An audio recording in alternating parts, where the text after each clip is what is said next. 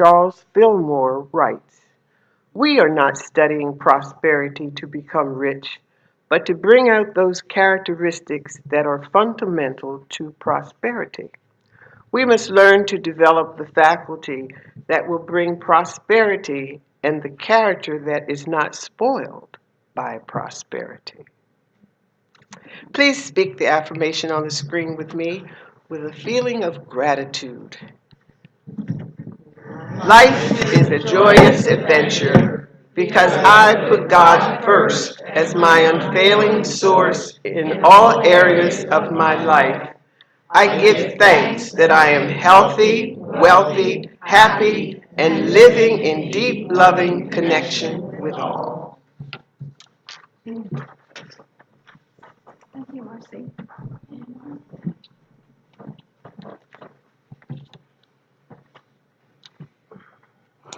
So this month, we are exploring 4 beautiful books that are their own adventures in the inner world. And last week, we explored the book, actually the #1 New York Times bestseller called Thrive by Arianna Huffington. And she redefined success based on 4 qualities that you see in people who really truly experience the joy of success. And they are well-being, wisdom, wonder, and giving.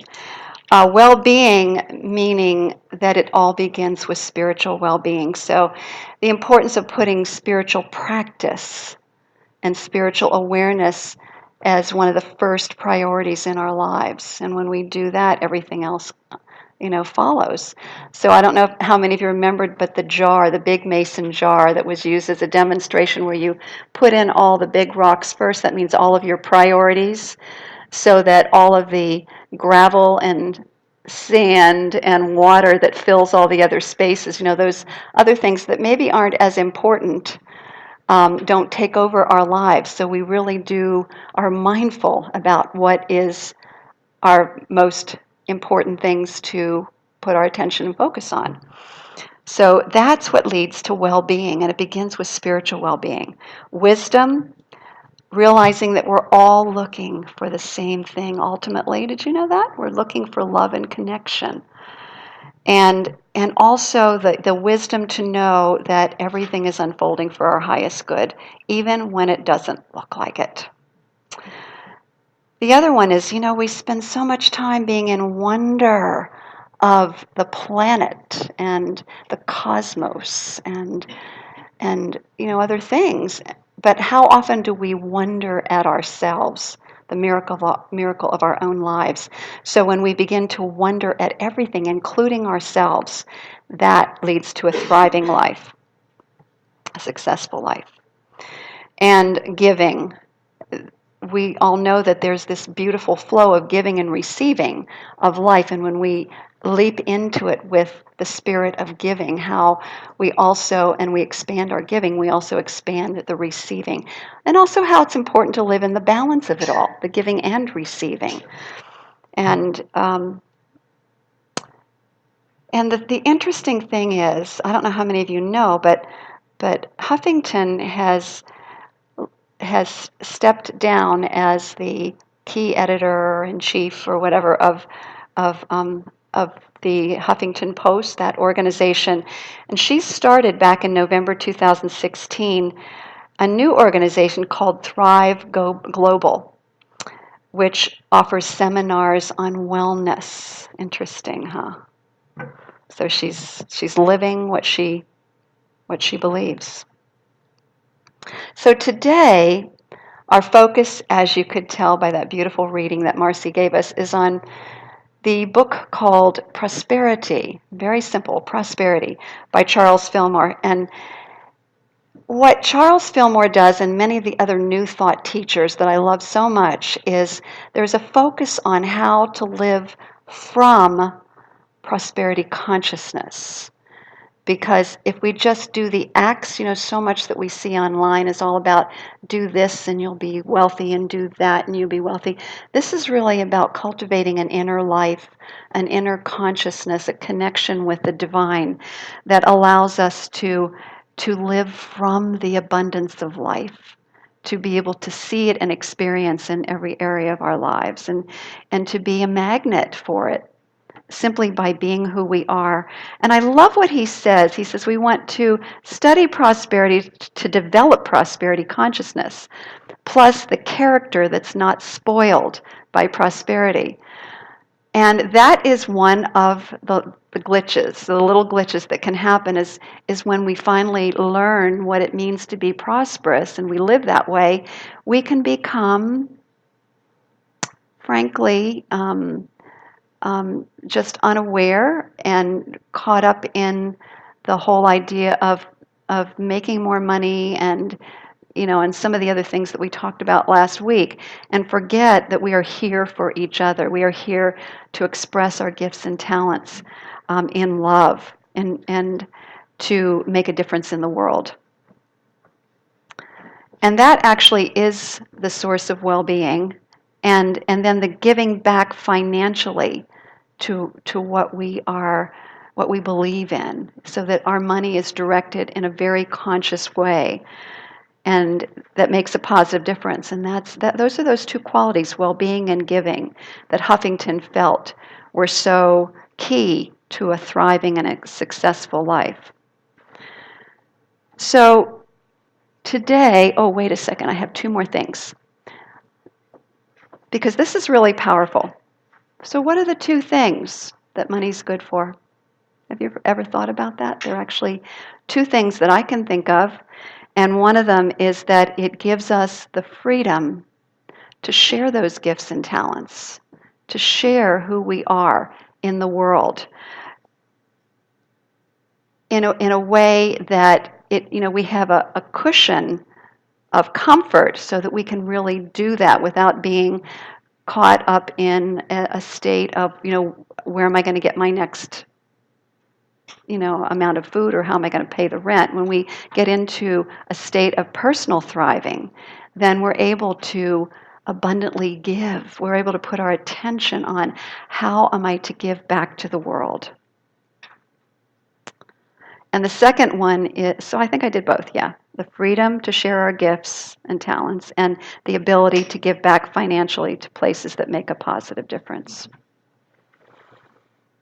So today we're going to take these beautiful teachings of prosperity and bring them alive.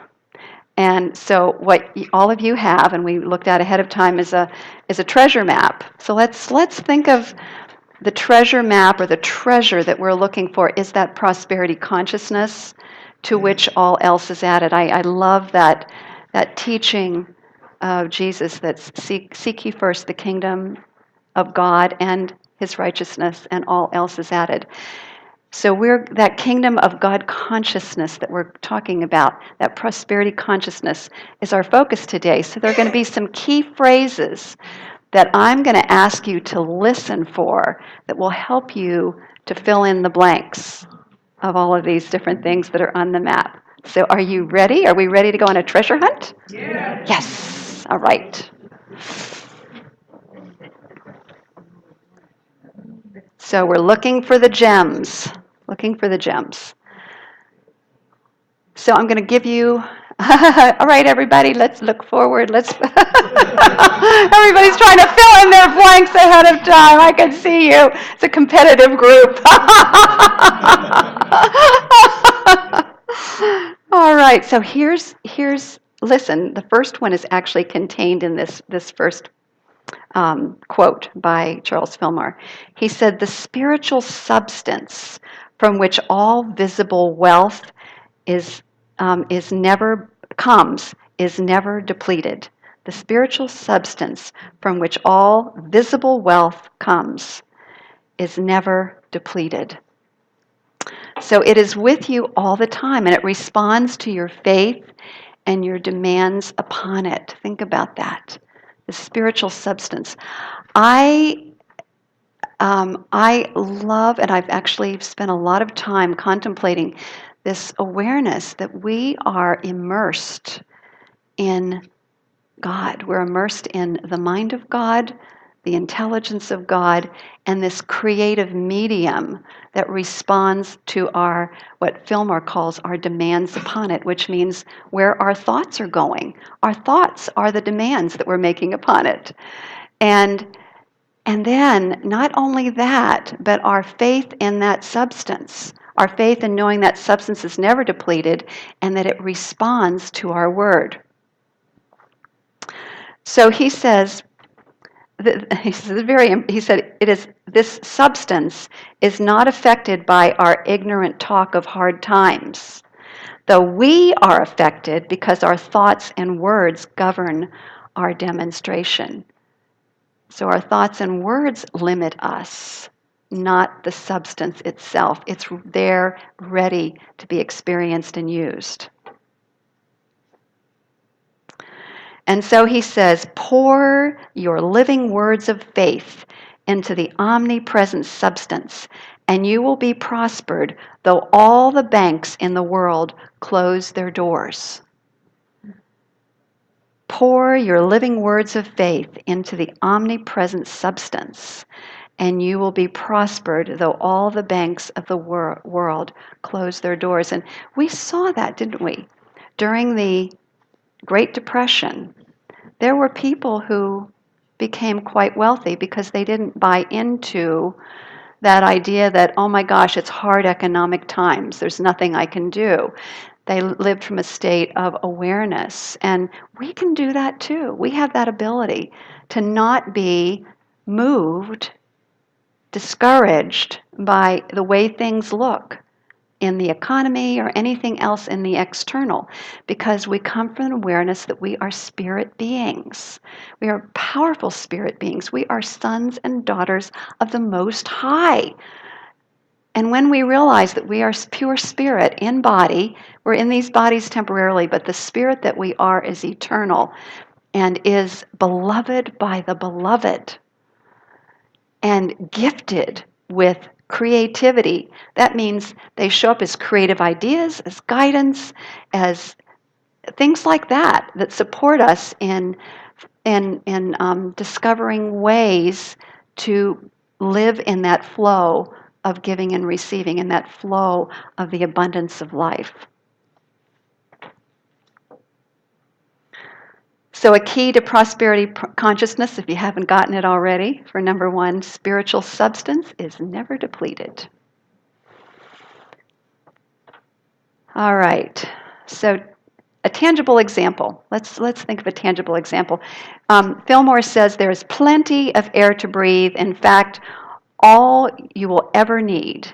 But if you close your lungs and refuse to breathe, you may suffocate for lack of air.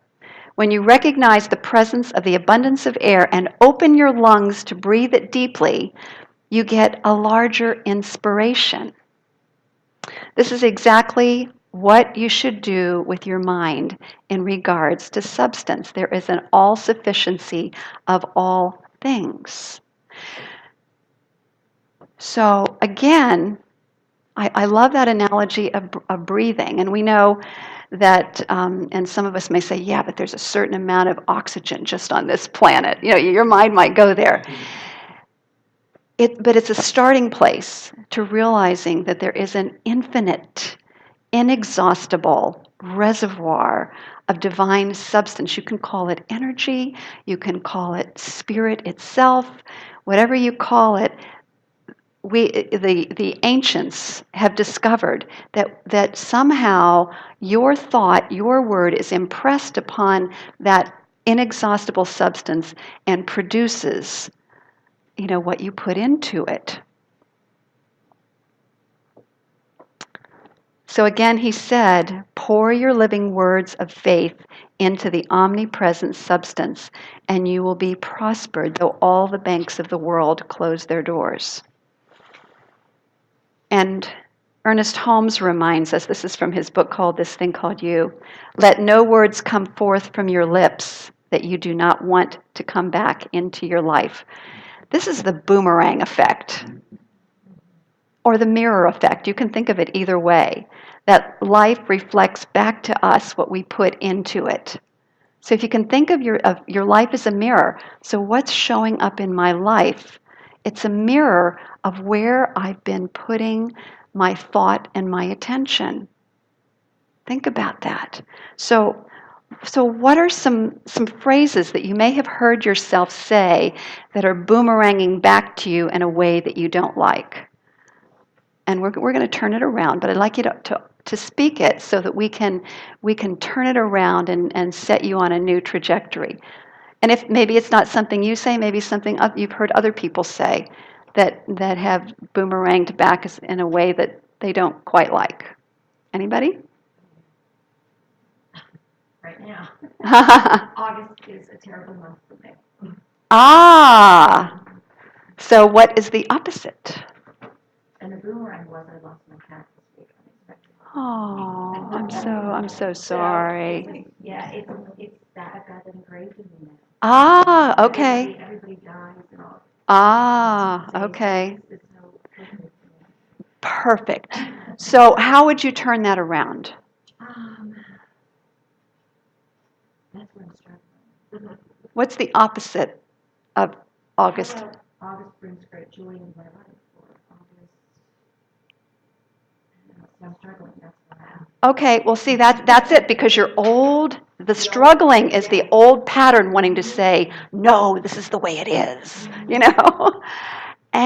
But the spirit in you that knows that all things are possible, and in this moment you can create this moment forward, you can create a new experience, says what? What does your higher self say? What seeds do you choose to plant? I should choose to plant that August is actually a very good month. Okay, so August is a very good month. And see, what Leslie just demonstrated for us is how things can sound not true when we first plant them in the medium of universal law. We can go, but yeah, the human part of us goes, but it's not true, And that's what we need to transcend, is look beyond the appearances of what came before and see ourselves as powerful planters of something new. Gardeners in the field of universal mind. We're participators with the divine in co-creating our lives. So thank you, Leslie, for sharing that. And I invite you to continue to use that as a mantra. From this moment on, I intend. You can use I intend if that helps. I intend that I am experiencing August as a very good month. Okay? Great. So an I intend can sometimes soften it a little. Okay. Anybody else? Something you've heard yourself say, Nancy? I'm forgetting names too often. Oh, okay. And of course that boomerangs back, and yeah. And the mind, and it's so, the studies that they've shown is what we believe, the body will align with that. And so that can be changed. And we know that the brain, there's neuroplasticity in the brain, and the brain has incredible capacities. So, Nancy, what could you say to yourself instead? I'm going to remember everyone's name when I need to. All right. So that's good. Okay. All right. Very good. Anybody else? Sherry? I don't like the place where I'm living. Okay. And so how does that boomerang back to you? Then I don't like the place where I'm living. Right. Okay. So what is a new thought? All is well. We want to talk about your living. I love where I'm living. Okay. You can do that, and if that feels like too much of a stretch, you can say, I intend that I am living in a place that I love. Yeah, I intend that I'm living in a place that I love. And how does that feel?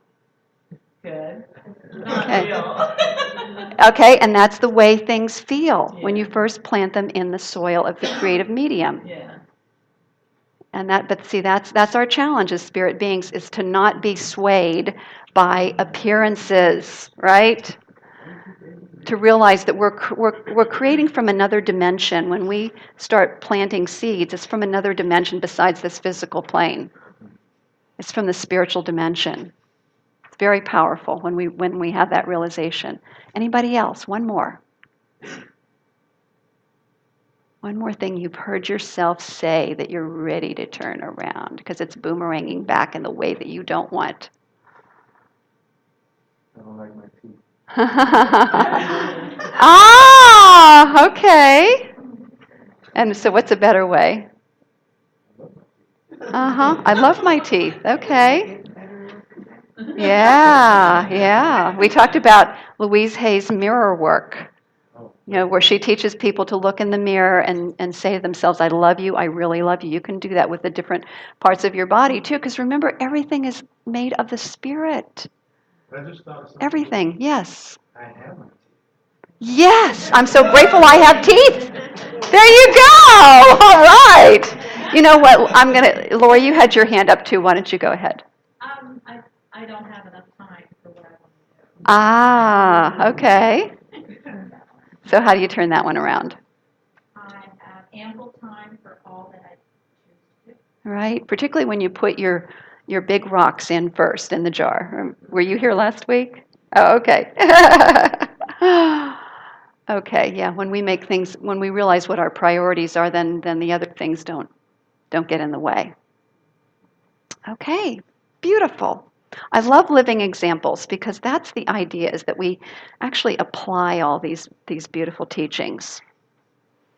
So the boomerang effect, remember that when something's not going well, listen to what your self-talk is.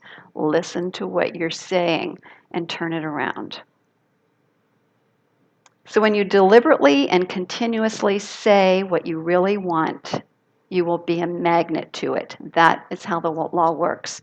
And this is something that I've experienced, that many, many other people have experienced in their lives when they start that practice.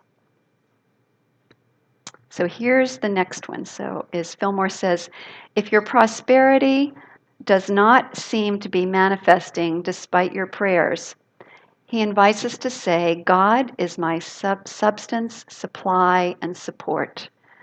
And make it a mantra. God is my substance, supply, and support. Because then you begin to realize we're talking about infinite support, supply, and substance. And Fillmore says, refuse to give up. Refuse to give up. Bamboo seeds, I think, are a really great living example of how the universal law works. Because think about it, when you plant bamboo seeds, anybody have ever done that before, planted bamboo seeds? I haven't, but I've seen the results of it. But when you plant bamboo seeds, you don't see anything for 3 years, nothing to the visible eye. 3 years. And yet, when the 3 years is up, they can grow, and listen to this, 4 feet in 24 hours. Think about that. 4 feet in 24 hours.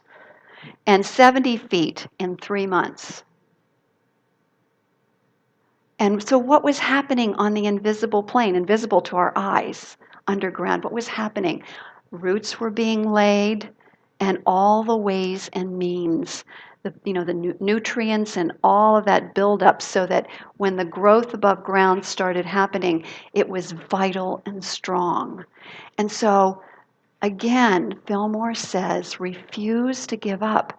Keep turning your thought instead of stop. In other words, a person who didn't know that about bamboo seeds might give up and stop watering it. Just kind of give up on it. But it's important that we not give up on ourselves when we plant the seeds of our new reality, that we keep turning our attention over and over again to nurturing those seeds. And we can nurture those seeds with beautiful phrases like, God is my substance, supply, and support. I refuse to give up. I refuse to give up. So just, think of something that you've been maybe working on for a while, on manifesting.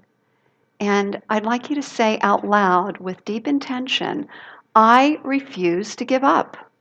I refuse to give up. All right. Fillmore also writes, no one ever fully sees the steps that he must take in reaching a certain end. And in Scripture it says, Spirit's word is a lamp unto my feet and a light unto my path. Spirit's word is a lamp unto my feet and a light unto my path. So that doesn't say that I'm going to see the whole path and all of the steps I need to take to get to the end result, the vision that I have for my life. It doesn't say that, does it? It says I'll see what the next step is. I'll get to see what the next step is. And then when I take that step, when the time is right, I'll know what the next step is, and I'll take that step. So it's an awareness that there's an unfolding nature to it. And our faith and our trust are a vital part of that. Keeping our minds focused on the good, on knowing that everything is unfolding, that we are supported by a universal presence and intelligence that is all intelligence, all love, and totally supports us.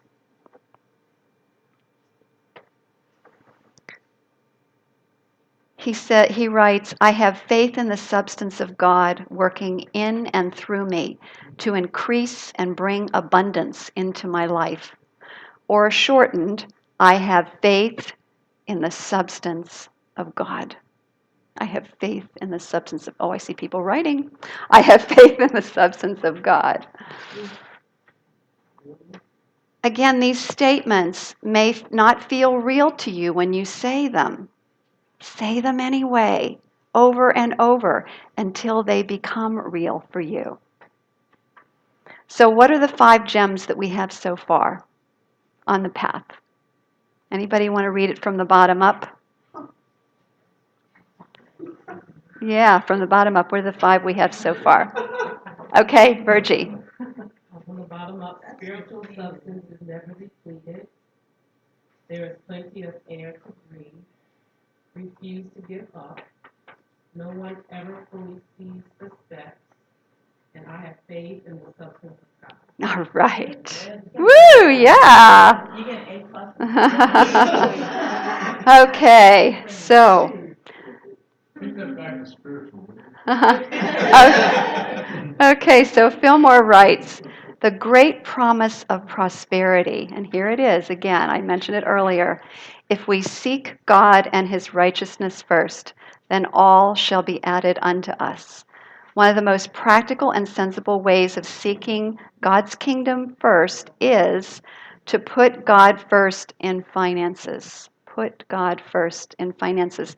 When we put God first in our finances, not only in thought but in every act, by releasing a 10th part of our income to the Lord, our faith in omnipresent supply becomes 100-fold stronger, and we prosper accordingly. Obeying this law gives us an inner knowing that we are building our finances on a sure foundation that will not fail us. Put God first in finances. So what does he mean by this idea of a 10th part of our income to the Lord? Spiritual teachers, and it's not just in our spiritual tradition, it's in others as well, have taught the importance of giving back to that which spiritually nourishes you, giving back to organizations and individuals that are spreading truth, that are making a difference in the world. So as we do that, as we give a 10th of our income to that, it can seem like a big stretch at times. But what it is, it's a way of expanding our ability to receive more. One of the ways that I know Mary Morrissey teaches it, that I think was really profound for me, is she said, so 10% we give to our spiritual community and 90% we keep for ourselves. And when you think of it that way, it's a very different kind of experience. So 10% tithing. Jesus actually affirmed this in his own special way. He said, "Give, and it shall be given unto you, good measure, pressed down, shaken together, running over." He was not merely making a promise, but stating a law that never fails to function. So inexhaustible is the bounty of the giver of all good, that to him or her whose eye have eyes to see it and faith to receive it, God is an unfailing source of supply. You know, and I get what may be going through your minds, because I know it's gone through my mind, because we're talking about something that's invisible to our human eyes, something that we are not able to see with the human eyes, this presence that we call God that's all around us.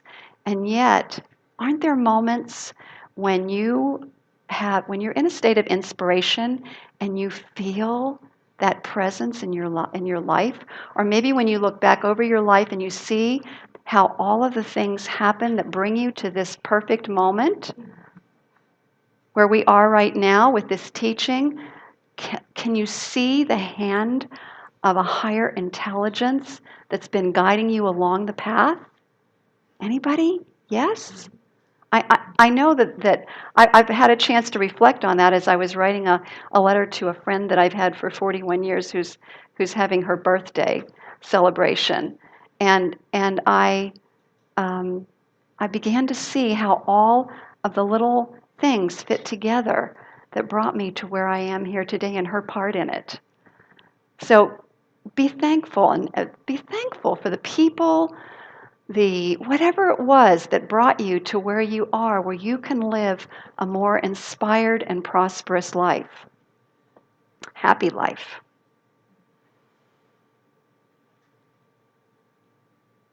So God is an unfailing source of supply. So the final prosperity gem is found here. Do not take anyone's word for it. Identify yourself with substance, and we're talking about the substance of spirit, until you make it yours. It will change your finances, destroy your fears, stop your worries, and you will soon begin to rejoice in the ever-present bounty of God. I rejoice in the ever-present bounty of God. So I invite you to say that with me. I rejoice in the ever-present bounty of God. So is there somebody who would like to read to me all of the phrases then that lead to the treasure chest? Yeah.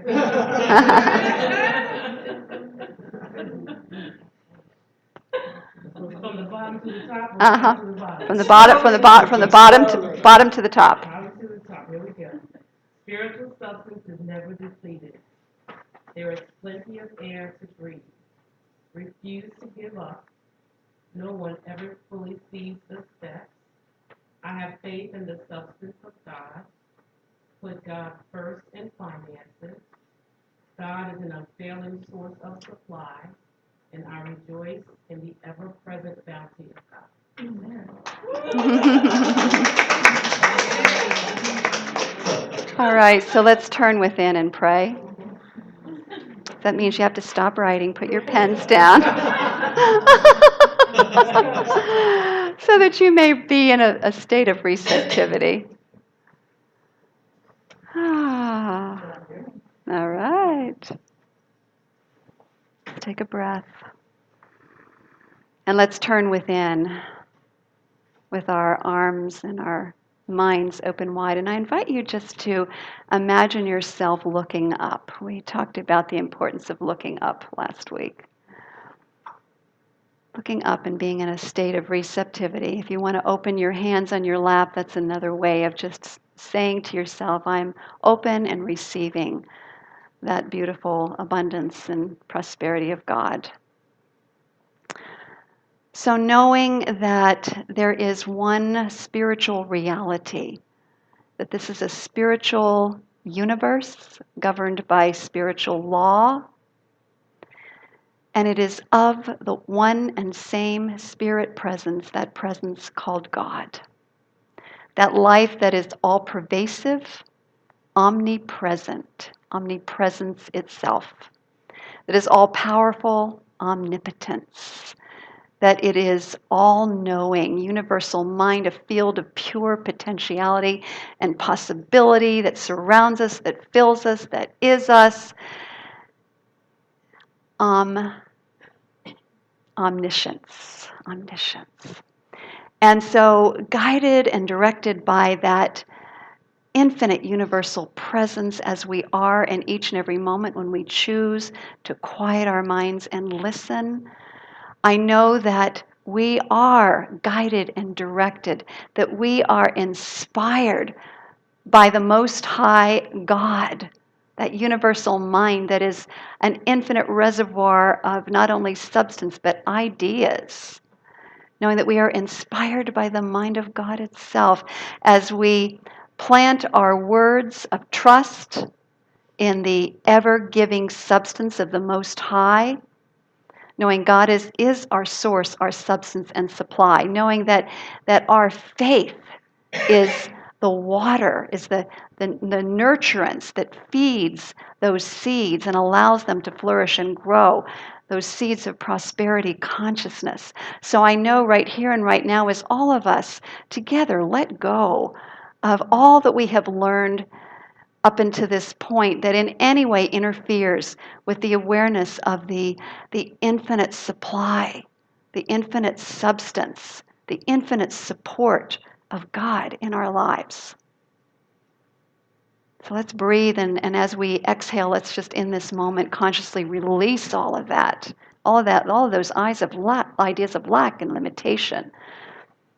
And as we now embrace the higher truth, that we are co-creators with the Most High, that we participate in this divine creation through the power of our word. And so we plant words of faith into that medium of the omnipresent soil of universal substance. And we know that just like a boomerang, that is reflected back to us as good and more good, good and more good, good and more good of every kind that we could ever imagine or desire. And it is also a beautiful platform from which we can give our gifts and talents to the world, from which we can give back to the world in a way that the Spirit itself has given unto us. So I give my thanks for this awareness of who we are, pure spirit being, eternal, unlimited, full of potentiality and possibility, children of the Most High, adult children of the Most High, and giving thanks for these beautiful spiritual teachings for Charles Fillmore, Ernest Holmes, Jesus, the Christ, Buddha, all of the great masters who have come before us that have shown us the way. I'm so grateful that we can partake of that and share that then with the next generation. And with great thanksgiving then, I release this word into the universal mind of the divine, into this creative medium, into this substance. And I have full and complete faith and trust that it is boomeranged back into my life and into the life of every person here today. All is well, and I invite us to say together, and so it is. Amen.